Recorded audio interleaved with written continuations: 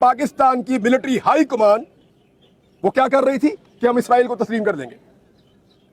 मैं नहीं कह रहा, मुशाहिद हुसैन सैयद कह रहे हैं। पावर कॉरिडोर में उनके बड़े ताल्लुकात हैं। फर्क था गैरत का। एक बच्चा मारा जाता था ना, एक खातून के साथ ज्यादती होती थी, सारे मुसलमान उठते थे। पाकिस्तान टेलीविजन आपकी खबर नहीं चला रहा, आप फलस्तीन के हक में निकले हुए हैं। नहीं चल रहा साहब, टीवी चैनल्स को मना करता है। ये रजीम आ गया है इस मुल्क में। इस वक्त एक ऐसा अजीब रजीम है जिसके बारे में हमने कभी नहीं सोचा था। एक अजीब रवैया है रियासत का और रियासती इदारों का अपने शहरियों को लेकर। नॉर्मली होता यह है कि जो रियासत के शहरी होते हैं ना, वो डिसाइड करते हैं कि रियासत का मूड क्या होगा। या उल्टा काम हो रहा है, शहरी इस तरफ चल रहे हैं, रियासत इस तरफ चल रही है, और यह लगातार हो रहा है। हम इसको पहली दफा नहीं देख रहे, बड़े लंबे अरसे से देख रहे हैं। लेकिन आप एटॉमिक कंट्री हैं, आपके यहां से जो आवाज जाती है या आपके यहां से जो बात पहुंचती है उसमें ताकत ज्यादा है। बाकी मुसलमान मुल्क पैसे में बहुत ज्यादा होंगे, अमीर मुल्क होंगे, कहीं आबादी भी ज्यादा है, लेकिन जो ताकत अल्लाह ताला ने आपको दी है, जो अहमियत आपकी है, वो सबकी नहीं है। हमारी अपनी एक अलग अहमियत है। इसलिए हमारा एहतजाज, हमारा बोलना हमेशा से मानी रखता है, हमेशा से। इसलिए जब भी हम बोलते हैं उसका असर पड़ता है, और हमने माजी में देखा भी। आज अक्टूबर से लेकर अब तक वो मार रहा है। क्या बेबसी, हम रोक नहीं पाए। अरबों की तादाद है हमारी, वो चंद लाख लोगों को हम रोक नहीं पा रहे। हम तो थोड़े से होते थे यार, थोड़े से होते थे और सबको आगे लगाया हुआ होता था। तारीख गवाह, सारी तारीख ये बता रही है कि मुसलमान थोड़ा भी होता था ना तो बहुत सारों का मुकाबला कर लेता था।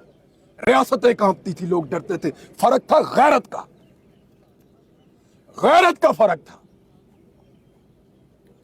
एक बच्चा मारा जाता था ना, एक खातून के साथ ज्यादती होती थी, सारे मुसलमान उठते थे।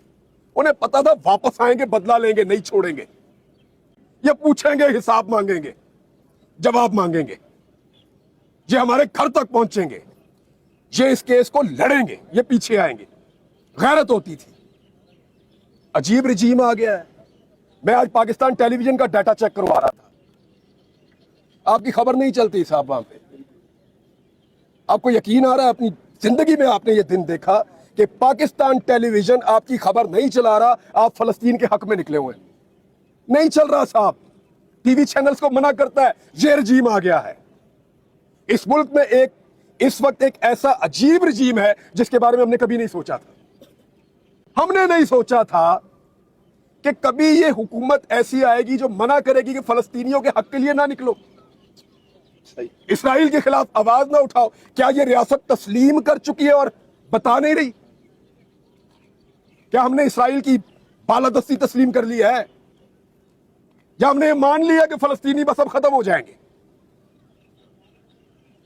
उनको जीने का हक अब नहीं है?